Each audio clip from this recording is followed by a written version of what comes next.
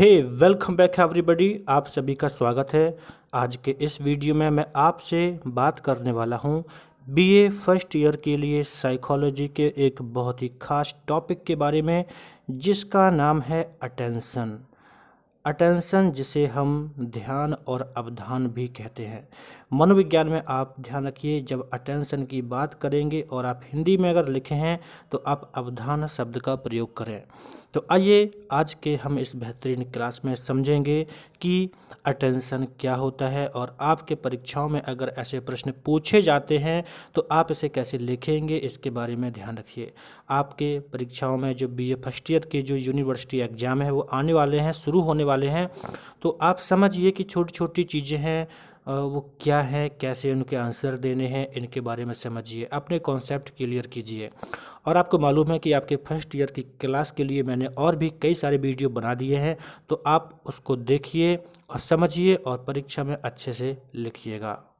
तो आइए शुरू करते हैं और देखते हैं कि ध्यान या अवधान क्या है। बेसिकली मनोविज्ञान बहुत ही इंटरेस्टिंग है, और मैं आपसे कहता हूं कि जब आप इसे पढ़ें तो अपने जो दैनिक जीवन की जो ज़िंदगी है उससे इसे जोड़ने का प्रयास करें। बहुत ही आसान है ये।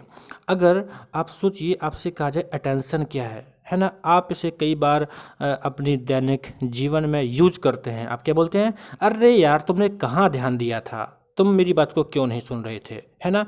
कितने बार आप इस चीज़ को सुनते रहते हैं। आपके पिताजी बोलते हैं, कहाँ है तुम्हारा ध्यान, मेरी बात पर तुम सुनते क्यों नहीं हो, मेरी बात पर ध्यान क्यों नहीं देते हो, है ना। तो आखिर ध्यान ऐसा क्या है जो हमें जिसके बारे में हमें सुनना पड़ता है, जिसके बारे पर हम कई सारी बात करते हैं तो हमें लोग कहते हैं कि यार ध्यान दो, ध्यान से सुनो, है ना। तो ये बहुत ही अच्छा है, मतलब कि इंटरेस्टिंग है, जो कि आपके डेली लाइफ में, आपकी नॉलेज में एक वैल्यू क्रिएट करेगा। तो आप इसे अवश्य देखें, समझें, अपनी परीक्षाओं के दृष्टिकोण से समझें, और दैनिक जीवन में अपनी थॉट्स को एक नया आयाम देने के लिए, अपनी ज़िंदगी में सोच को एक नया नज़रिया देने के लिए समझें कि साइकोलॉजी कैसे हमारे दैनिक जीवन में उपयुक्त होती है। तो बात करते हैं अटेंशन की। अटेंशन, जिसको हम हिंदी में अवधान या ध्यान कहते हैं। देखिए, बहुत ही सामान्य सी बात है जब ये कहा जाता है कि ध्यान दीजिए। ध्यान दीजिए का मतलब होता है कि आपको उस जगह पर जिस बारे में आपको ध्यान देने के लिए बोला जाता है उस पर आपको फोकस करना होता है, उसको समझना होता है ना। इसके बारे में कहा जाता है कि किसी वस्तु पर चेतना केंद्रित करना ध्यान है। चेतना मतलब हम जिसे कहते हैं कॉन्शियसनेस, यानी इंग्लिश भाषा में कहते हैं चेतन को कॉन्शियसनेस। और ये कॉन्शियसनेस या फिर चेतना है, ये क्या है, ये है कि हमारे पर्यावरण में जो भी चीज़ें उपलब्ध हैं, जो हमारे सामने हैं, हमारे संपर्क में, उनके बारे में जो हमारी जानकारी है वो हमारा ध्यान है। बहुत सिंपल सी बात कहूँ, जैसे मान लीजिए आप बैठे अभी इस वीडियो को देख रहे हैं और आप मेरी बात को सुन रहे हैं। स्क्रीन पर क्या चीज़ें लिखी हैं इस पर आपका अभी अवेयरनेस है, मतलब आप जान रहे हैं, जानकारी आपके मस्तिष्क में जा रही है और आप भी जानकारी को स्वीकार कर रहे हैं। इसका मतलब यह है कि आपका ध्यान केंद्रित है ना।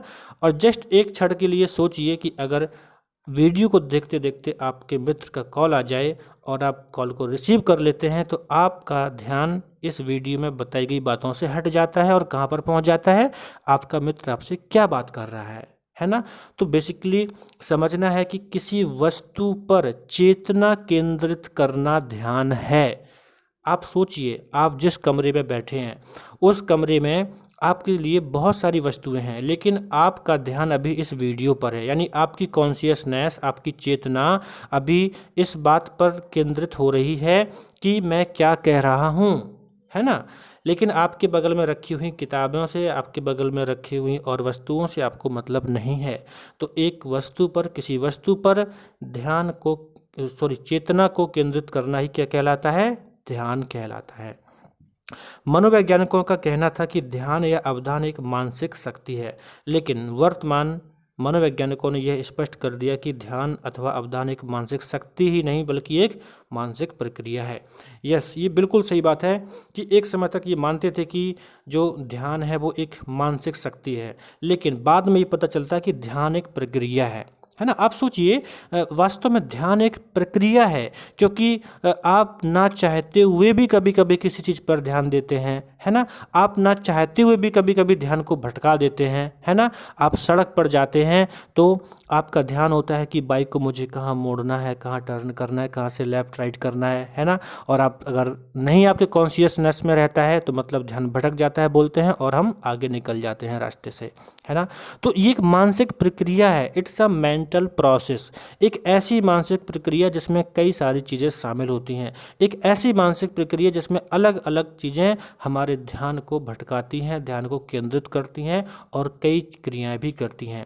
तो ध्यान क्या है? एक मानसिक प्रक्रिया है। तो ध्यान रखिए कि आप देखो, जैसे मैंने कहा ध्यान रखिए, इसका मतलब क्या है? मैं स्पेसिफिक आपके ध्यान को खींचना चाहता हूँ, आपके चेतना को खींचना चाहता हूँ कि ध्यान रखिए। अगर पूछा जाए कि व्हाट इज अटेंशन, तो आप इस तरह से चीज़ों को अपने आंसर में ऐड कर सकते हैं। आप डेली लाइफ के क्वेश्चन भी, डेली लाइफ के जो एग्जाम्पल्स हैं उनको ऐड कर सकते हैं, है ना। तो इसके बाद बोला गया है चेतना व्यक्ति का स्वाभाविक गुण है, चेतना के कारण ही उसे विभिन्न वस्तुओं का ज्ञान होता है। देखिए बहुत अच्छी बात है कि चेतना ही तो है जो हमको ज्ञान प्रदान करने का मौका देती है। सोचिए अगर आपकी चेतना ही ना हो, जैसे मान लीजिए आपका रोबोट जो इंजीनियरिंग है उसको सीखने में कोई दिलचस्पी नहीं है, आप उस पर चेतना केंद्रित ही नहीं करना चाहते हैं, तो आप नहीं सीखेंगे ना। सो ध्यान रखिए चेतना व्यक्ति का स्वाभाविक गुण होता है, और यही वजह होती है कि चेतना के कारण हम विभिन्न वस्तुओं के बारे में सीखते हैं, विभिन्न वस्तुओं के बारे में हम उनका ज्ञान ग्रहण करते हैं। यदि वह कमरे में बैठा हुआ पुस्तक पढ़ रहा है तो उसे वहाँ की सब वस्तुओं की कुछ न कुछ चेतना अवश्य होती है। एक एग्जाम्पल बोला गया है, कोई लड़का है जो कमरे में बैठा है, अगर पढ़ रहा है, बैठा है, तो उसके आसपास जो चीज़ें उसके बारे में चेतना है। वो बात अलग है कि एक टाइम पे उसका ध्यान एक वस्तु पर फोकस होगा, है ना। तो इस तरह से इसे आप ध्यान रखिएगा कि जो ध्यान है, जो अटेंशन है, वह एक मानसिक प्रक्रिया है, और ये मानसिक प्रक्रिया है जिसमें हमारी चेतना किसी एक वस्तु पर केंद्रित होती है। कई सारे अध्ययन भी किए गए हैं कि क्या एक बार में व्यक्ति कई चीज़ों पर ध्यान केंद्रित कर सकता है। तो अध्ययनों के दौरान ये पता चला है कि ऐसा आसानी से संभव नहीं होता है। संभव होता भी है तो उसमें उसके पास्ट एक्सपीरियंस एंड जो उसका जो पर्टिकुलर ट्रेनिंग है वो उसकी वजह से व्यक्ति ध्यान केंद्रित 2-4 वस्तुओं पर कर सकता है एक बार में, लेकिन आम व्यक्ति के लिए यह आसान नहीं होता है। सर्कस में आप देखते हैं कि कुछ लोग मल्टीटास्क करते हैं, एक बार में कई सारी चीज़ों को हैंडल करते हैं, तो वो एक लंबी ट्रेनिंग का हिस्सा होता है जब वो एज अ ट्रेनिंग सीखा जाता है। लेकिन आप सोचें कि हम एक बार में कई सारे काम कर लें तो निश्चित ही वहाँ पर रिस्क का चांस रहता है। जैसे आप सड़क पर जाते हैं, फ़ोन चलाते हैं, क्यों मना किया जाता है कि बाइक पर फ़ोन मत यूज करें? क्यों मना करते हैं कि switch side, put your phone side when you drive? क्यों बोला जाता है? क्यों? क्योंकि आपका ध्यान ड्राइविंग पे होना चाहिए। एंड रिसर्च में पता चला है कि मोस्ट ऑफ द टाइम जो एक्सीडेंट्स होते हैं उसमें मोबाइल का यूज करना भी एक बड़ा कारण है, क्योंकि मोबाइल का यूज करने से ध्यान भटकता है ना। तो ये सारी चीज़ें हैं, बेसिकली आप इसको समझिए, बीए फर्स्ट ईयर की क्लास के लिए आपके लिए उपयोगी है, आप इसे अवश्य जानिए समझिए। इसके बाद यहाँ पर हम अवधारणा की परिभाषाएं देख लेंगे। जब आप अपने एग्जाम में कोई क्वेश्चन लिखते हैं तो ध्यान रखिए कि आप अपने क्वेश्चन में अगर कुछ परिभाषाओं को डाल देते हैं आंसर में तो उसकी वैल्यू बढ़ जाती है। तो अवधारणा की परिभाषाओं में आप लिख सकते हैं कि J.S. रॉस ने बताया था, ध्यान मन में किसी विचार की वस्तु को स्पष्ट रूप से प्राप्त करने की प्रक्रिया है। मतलब कि ध्यान क्या है? मन में किसी विचार की वस्तु को स्पष्ट रूप से प्राप्त करने की प्रक्रिया है। मतलब कि हम बैठे हैं, हमारे मस्तिष्क में कई सारी जानकारियां हैं, बहुत सारी चीज़ें हैं, लेकिन क्या एक बार में हम 50 चीज़ों के बारे में सोचते हैं? नहीं। यानी हमारे मस्तिष्क में जो बहुत सारी चीज़ें हैं, हमारे मन में जो बहुत सारी चीज़ें हैं, उसमें से किसी एक पर हम स्पष्ट रूप से अपना ध्यान फोकस करते हैं और उसको सोचते समझते हैं। तो ये J.S. रॉस ने कहा था। रॉस ने ये भी कहा है कि अवधान विचार की किसी वस्तु को मस्तिष्क के सामने स्पष्ट रूप से उपस्थित करने की प्रक्रिया है। तो आप देखिए कि परिभाषाओं को थोड़ा सा चेंज करके लिखा है, एक ही व्यक्ति के द्वारा दी गई परिभाषाएं हैं, लेकिन आप ऐसे भी लिख सकते हैं, ऐसे भी लिख सकते हैं। ओके, दोनों का अर्थ यही है कि आप किसी चीज़ के बारे में क्लियरली उस पर ध्यान देना चाहते हैं। एक बार में 10 चीज़ों को नहीं सोचेंगे आप, इस तरह से। तो परिभाषाओं को भी आप अपने आंसर में लिख सकते हैं। अब यहाँ पर हमें समझना है ध्यान की विशेषताएं हैं कुछ, कैरेक्टरिस्टिक्स ऑफ अटेंशन। अगर आपके लॉन्ग आंसर में कभी ध्यान की विशेषताएं, अवधान की विशेषताओं के बारे में पूछा जाए तो वहाँ पे आप पूरा अवधान को डिफाइन कीजिए, उसके बाद इसकी विशेषताओं को लिखिए। तो लॉन्ग आंसर ऐसे ही बना के लिखे जाते हैं। अगर शॉर्ट आंसर में है तो सीधे सीधे आप लिख सकते हैं कि अवधान की निम्नलिखित विशेषताएं हैं, उसको आगे डिस्क्राइब कर सकते हैं शॉर्ट में। तो यहाँ पर एक पहला पॉइंट क्या लिखा है, ध्यान चयनात्मक है। तो सोचिए, ध्यान चयनात्मक है यानी सिलेक्टिव है। सिलेक्टिव क्यों है? क्योंकि आप सोचिए कि आप एक बार में 10 चीज़ों पर फोकस नहीं करते हैं।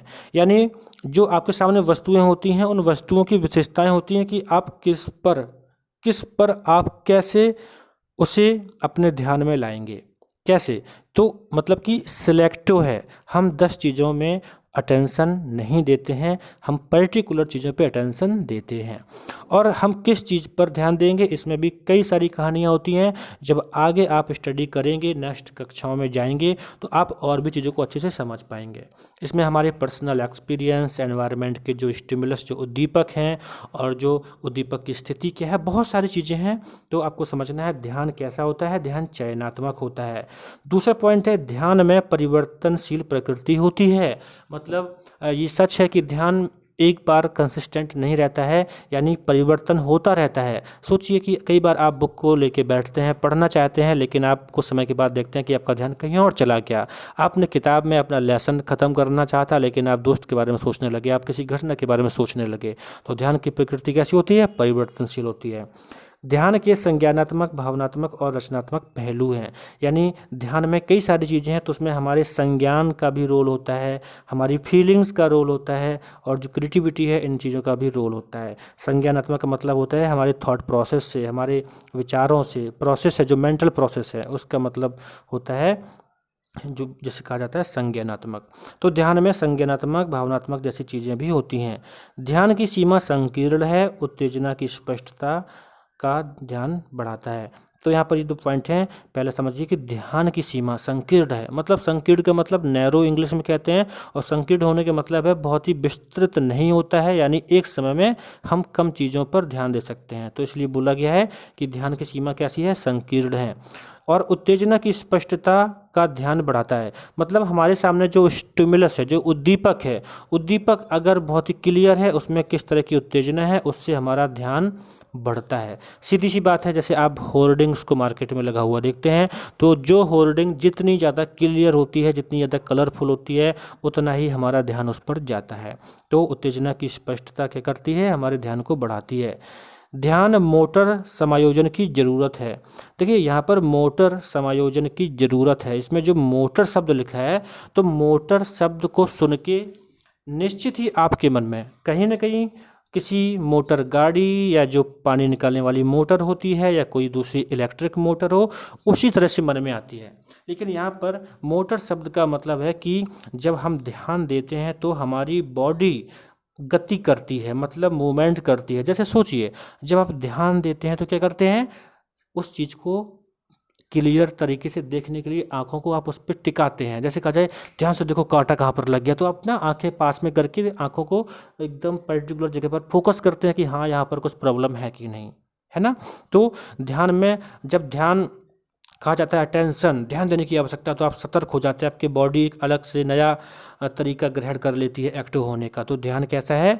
ध्यान में मोटर समायोजन की ज़रूरत होती है, मतलब हमारा शारीरिक जो बॉडीली सिस्टम है उसमें एडजस्टमेंट होता है।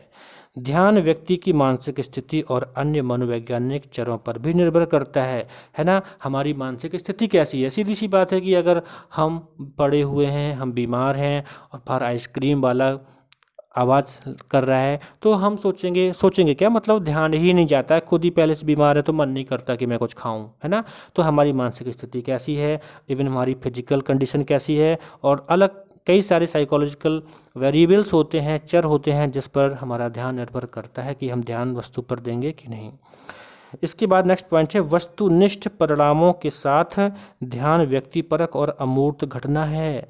कोई व्यक्ति किसी वस्तु पर कितना ध्यान देगा, ये इंडिविजुअल कैपेसिटी भी होती है, व्यक्तिपरक होती है कि किसी को किसी को कुछ दिखाई देता है, किसी को कुछ दिखाई देता है। वो अर्जुन वाली कहानी याद है ना, अर्जुन को चिड़िया की आंख दिखती है, किसी को पूंछ दिखती है, किसी को कुछ और दिखता है। मतलब किसका कहाँ ध्यान जाएगा, ये व्यक्तिगत चीज़ें भी होती हैं।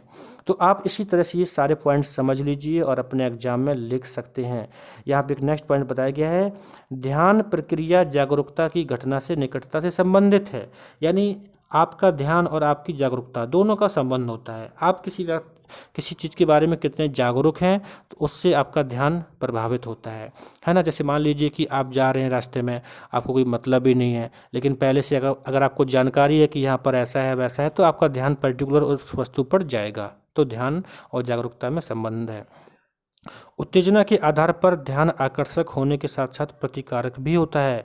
यानी जो चीज़ें होती हैं, वस्तुएं होती हैं, वो कितनी ज़्यादा उत्तेजित हैं, कितनी ज़्यादा चमक धमक है, तो उसमें दोनों चीज़ें होती है। ध्यान कभी कभी उन पर जाता भी है या फिर उनकी वजह से ध्यान हट भी जाता है, तो ये भी पॉइंट है। रुचि ध्यान के प्रमुख निर्णायकों कार्यों में से एक है। ये बहुत ही अच्छा पॉइंट है, इंपॉर्टेंट पॉइंट है, ध्यान रखिए। जो हमारा रुचि है मतलब हमारा इंटरेस्ट है, हमारा इंटरेस्ट भी बताता है कि हम कितना ध्यान देंगे। अगर हम अगर डांस में हमारा इंटरेस्ट नहीं है तो डांस क्लास हम क्यों जाना चाहेंगे। इवन डांस हो भी रहा है तो हम क्यों देखना चाहेंगे, जो हमारा इंटरेस्ट ही नहीं है। लेकिन अगर इंटरेस्ट होगा तो हम उसे देखना चाहेंगे। तो इसलिए रुचि और ध्यान में एक बहुत अच्छा संबंध होता है। इसलिए कहा जाता है कि हमें स्टडी में वो चीज़ें पढ़नी चाहिए जिनमें हमारा रुचि हो, क्योंकि जो इंटरेस्ट होता है तो आपका अटेंशन भी अच्छा होता है, तो आप अच्छे से स्टडी भी कर पाते हैं, आप बाद में उसमें सफल भी हो जाते हैं, है ना। तो समझ लीजिए साइकोलॉजी आपको ये भी समझा रहा है कि अभी तक आपसे जो कहा गया था ना, जिसमें इंटरेस्ट हो वो पढ़ाई करनी चाहिए, ऐसा आपसे कहा जाता था ना। तो आज आप समझ लीजिए कि ऐसा क्यों होता है। ऐसा इसीलिए होता है क्योंकि जब आपका इंटरेस्ट किसी चीज़ में होता है तो आपका अटेंशन उसमें बढ़ जाता है। जब अटेंशन बढ़ता है तो लर्निंग अच्छी होती है, जब लर्निंग अच्छी होती है तो आपके रिजल्ट्स अच्छे आते हैं, जब रिजल्ट्स अच्छे आते हैं तो आप सफल होते हैं और आप अच्छा फील करते हैं। तो ध्यान रखिए कि रुचि के हिसाब से अगर पढ़ाई की जाए तो सोचिए फिर क्या फ़ायदा हो सकता है। इसके बाद है, इसकी अवधि लक्ष्यों की पूर्ति तक सीमित है। ये बहुत अच्छा पॉइंट है। यानी हमारा ध्यान किसी चीज़ पर कब तक रहेगा ये हमारे लक्ष्य पर निर्भर करता है। मान लीजिए कि मैं अगर बाज़ार में एक दिन आज सोचूं कि आज मुझे कुछ परचेस करने जाना है, आज मैं अगर नया कूलर लेने जाने वाला हूं, तो बाज़ार में जाते समय मेरा जो ध्यान है वो सभी कूलर की दुकानों पर जाएगा। और जिसके बाद मैंने कूलर ले लिया, इसके बाद अगले दिन से शायद मेरा ध्यान उतना नहीं जाएगा, है ना। छोटी सी बात है। मान लीजिए कि अभी आप जैसे ग्रेजुएशन कर रहे हैं, तो आप इसके बाद मास्टर्स करना चाहेंगे, एमए की पढ़ाई करना चाहेंगे, तो आप देखते हैं कि मैं कौन कौन से कॉलेज में एडमिशन ले सकता हूं। तो कई सारे कॉलेज की लिस्ट को देखते हैं, सब कुछ करते हैं, आपका ध्यान जाता है एडवर्टाइजमेंट में कि कौन कौन से कॉलेज हो सकते हैं। लेकिन जिस दिन आप एमए कर लेंगे फिर आपको मतलब नहीं रहता है इतना। तो जो हमारा ध्यान होता है वह लक्ष्यों की पूर्ति तक सीमित होता है। इसमें स्थानांतरण प्रकृति है जिसके लिए मोटर समायोजन की आवश्यकता होती है। मतलब ये ध्यान यहाँ से वहाँ भटकता भी है, और हम ध्यान को चेंज करते हैं तो हमारी बॉडी में कुछ चेंजेस भी होते हैं। ध्यान उद्देश्यपूर्ण है और मनोजैविक आवश्यकताओं द्वारा निर्देशित है। मतलब ये भी है, उद्देश्यपूर्ण होता है। जैसे मैंने बताया कि जब हमारा उद्देश्य पूरा हो जाता है तो उस चीज़ के बारे में ध्यान हमारा कम हो जाता है।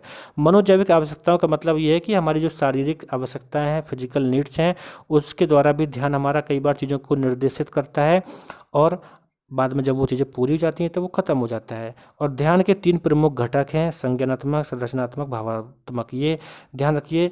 अगर आपसे ये भी कहा जाए ध्यान के 3 प्रमुख घटकों का वर्णन कीजिए तो भी आप इसको लिख सकते हैं कि ध्यान के 3 प्रमुख घटक होते हैं, संज्ञानात्मक, रचनात्मक और भावात्मक। इन तीनों को आप डिफाइन कर सकते हैं, इसके बारे में थोड़ा थोड़ा सा लिख सकते हैं। तो इस तरह से आपने समझा कि जो ध्यान है, अवधान है, उसकी कई सारी विशेषताएं हैं।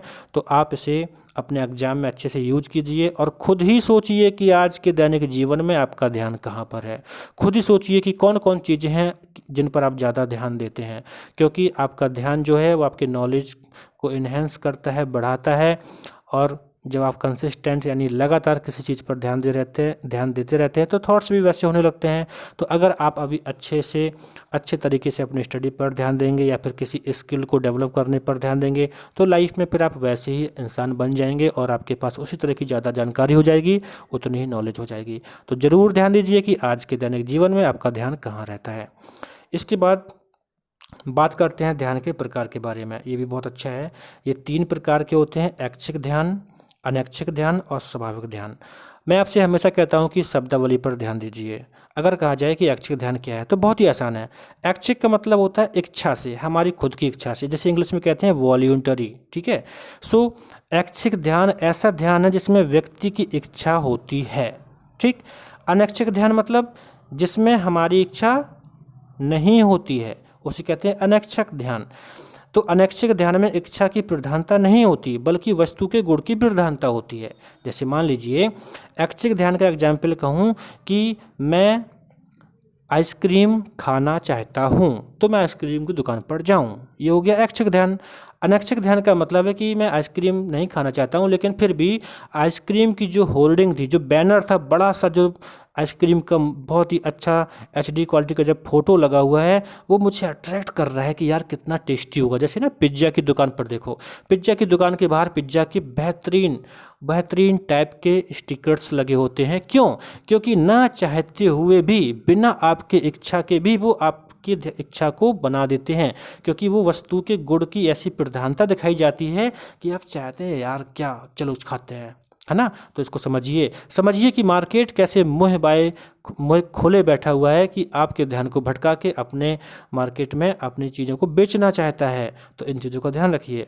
इसकी बात है स्वाभाविक ध्यान, हैबिचुअल अटेंशन।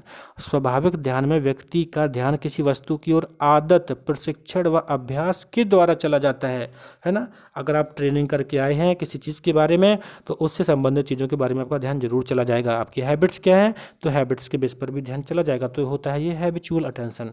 तो ये 3 प्रकार के ध्यान है, इसके बारे में आप जानिए, समझिए और खुद के बारे में पूछिए कि आप किस पर ज़्यादा ध्यान देते हैं, मतलब ऐच्छिक, अनैच्छिक और स्वाभाविक, ठीक है। इसके बारे में जरूर सोचिएगा।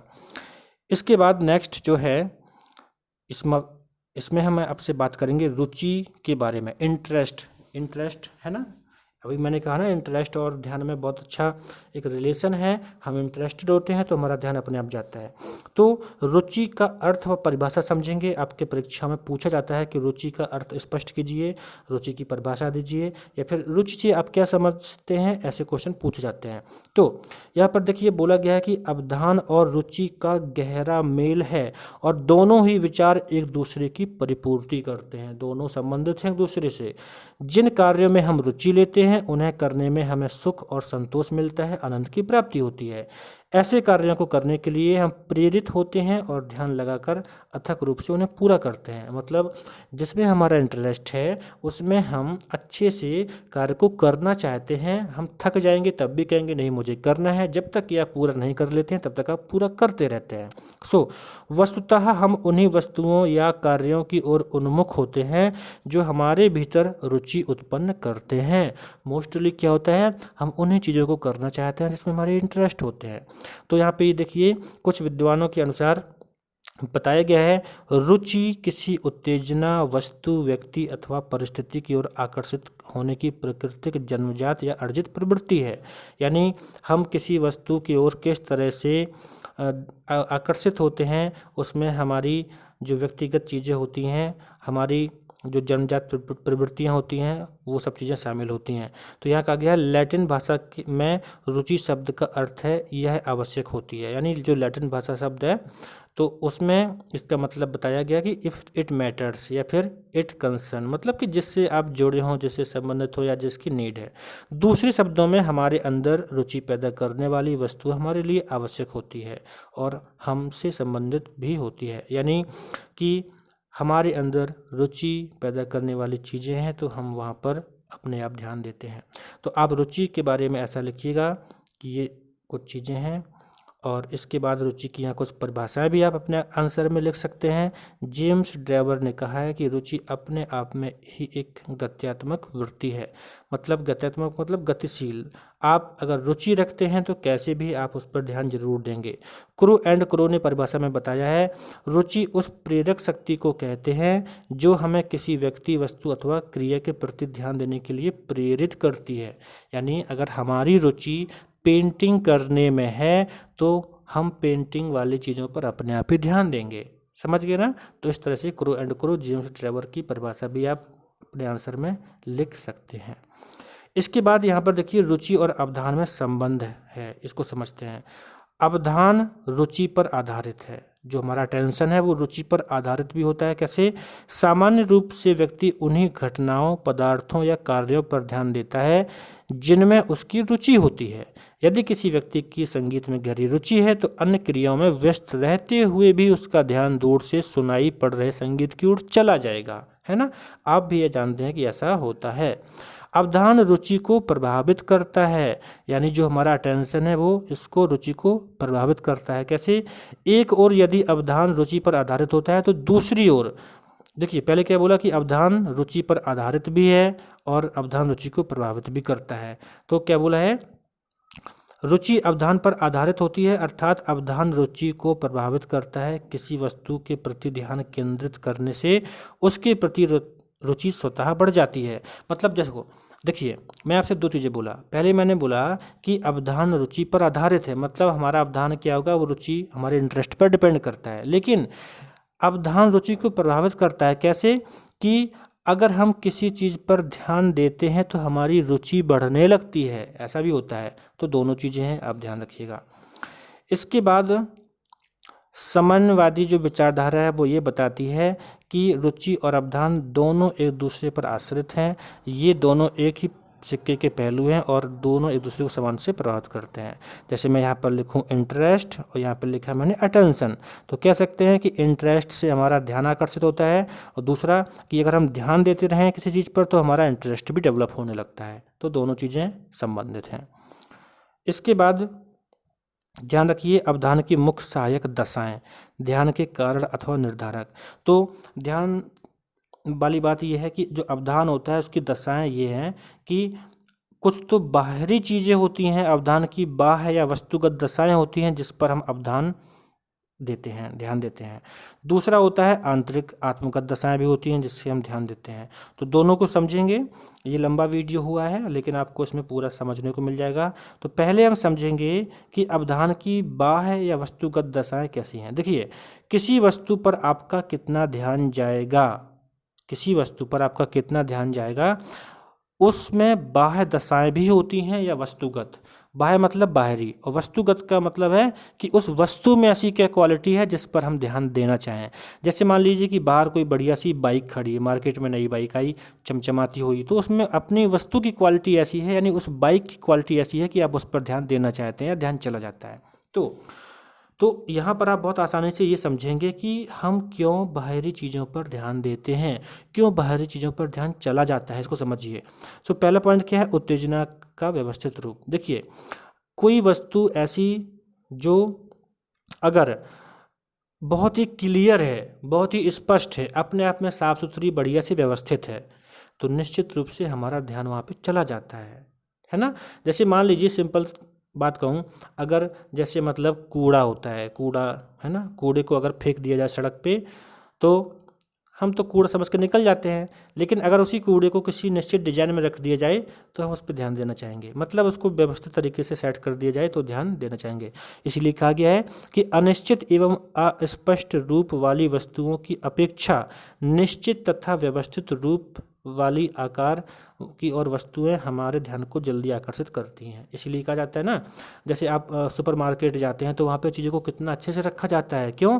ताकि आपका ध्यान चला जाए कि हाँ यहाँ पे ये, यहाँ पे ये, तो इस तरह से होता है। तीव्रता, अधिक तीव्रता वाले उत्तेजक कम तीव्रता वाले उत्तेजकों की अपेक्षा हमारा ध्यान शीघ्र से ही आकर्षित कर लेते हैं। सीधी सी बात है, मान लीजिए कि दो दुकानें हैं या मॉल हैं, तो आप जा रहे हैं और मॉल के बाहर एक कोई छोटा सा साउंड बज रहा है, मतलब नॉर्मल आवाज़ का। जैसे आपने देखा होगा ना होली दिवाली के त्योहारों पे जो मार्केट होते हैं, सुपर मार्केट्स, मॉल होते हैं, उनके बाहर साउंड म्यूजिक बजता है। अगर धीरे से बज रहा है, एक मॉल में धीरे से साउंड बज रहा है और बगल वाले में बाहर जोर से बज रहा है, तो सीधी सी बात है बाहर यानी जहाँ पे ज़्यादा तेज आवाज़ होगी वहाँ पर आपका ध्यान चला जाएगा, ठीक है ना। या अचानक से आप जब जाते हैं, कोई भी चीज़ हो, चाहे वो देखने वाली बात हो, सुनने वाली बात हो, जिसमें इंटेंसिटी ज़्यादा होता है तो आपका ध्यान चला जाता है। जैसे मान लीजिए आप हाईवे पर जाते हैं, सड़क पर जाते हैं, तो सड़क पे जो काम करने वाले वर्कर होते हैं उनको जो ड्रेस पहने जाती है वो बहुत ज़्यादा चमकती है। क्यों? क्योंकि आपका ध्यान चला जाए और आप आसानी से सुरक्षित तरीके से उनको बचा के निकल जाएँ। ठीक है ना। स्थिति, किसी वस्तु की स्थिति क्या है इसके आधार पर भी हमारा ध्यान निर्धारित होता है कि हमारा ध्यान वहाँ जाएगा कि नहीं जाएगा, है ना।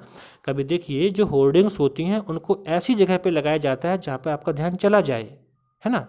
तो स्थिति, इसके बाद गति, गति मतलब जो स्थिर वस्तुएं होती हैं, स्थिर वस्तुओं की तुलना में गतिशील वस्तुओं की ओर ध्यान जल्दी जाता है। तो आप समझिए आज के मार्केट में जो आप एलईडी वाले बोर्ड देखते हैं ना एडवर्टाइज के लिए, जैसे अगर लिखा है कि राजू चश्मे वाले, तो पहले क्या होता था, राजू चश्मे वाले सिंपल सा पेंट से लिखा हुआ होता था, लेकिन आजकल एलईडी का यूज करके वो कैसे दिखाते हैं, राजू जो है वो घूमता हुआ, यानी राजू चलता हुआ tip tip tip tip tip tip tip ऐसे राजू लिख के आएगा और चश्मे वाले, तो मतलब आपका ध्यान और अच्छे से चला जाता है। तो मार्केट वाले जो लोग होते हैं वो इसीलिए करते हैं कि आपका ध्यान स्पेसिफिक चला जाए और आप उनके दुकान पर जाएं और उनके यहाँ से सामान लें, ठीक है। तो गति, स्वरूप यानी उसका आकार कैसा है, स्वरूप कैसा है, इस पर भी निर्भर करता है कि हमारा ध्यान कितना जाएगा। तो आप समझ रहे हैं वस्तुगत दशाएं या बाह्य दशाएं जिसके आधार पर क्या होता है हमारा ध्यान जाता है। तो आपने क्या जाना, उत्तेजना की व्यवस्थित रूप, तीव्रता, स्थिति, गति, स्वरूप। इस तरह से दूसरा है नवीनता, यानी कोई वस्तु अगर नई है तो ध्यान जाता है। चेंजेबल, परिवर्तनशील है, मतलब थोड़ा बहुत चेंज करके उसमें चीज़ों को लगाया जाता है तो भी ध्यान जाता है। विषमता, हटके भी हैं तो भी ध्यान जाता है। पुनरावृत्ति यानी बार बार रिपीटिशन जब होता रहता है तो भी ध्यान जाता है। आप इसको वीडियो को पॉज करके पढ़िए, आपको समझ में आएगा कि ये कुछ चीज़ें हैं जो कि हमारे ध्यान को आकर्षित करती हैं। तो ये कैसी चीज़ें, बाहरी चीज़ें होती हैं।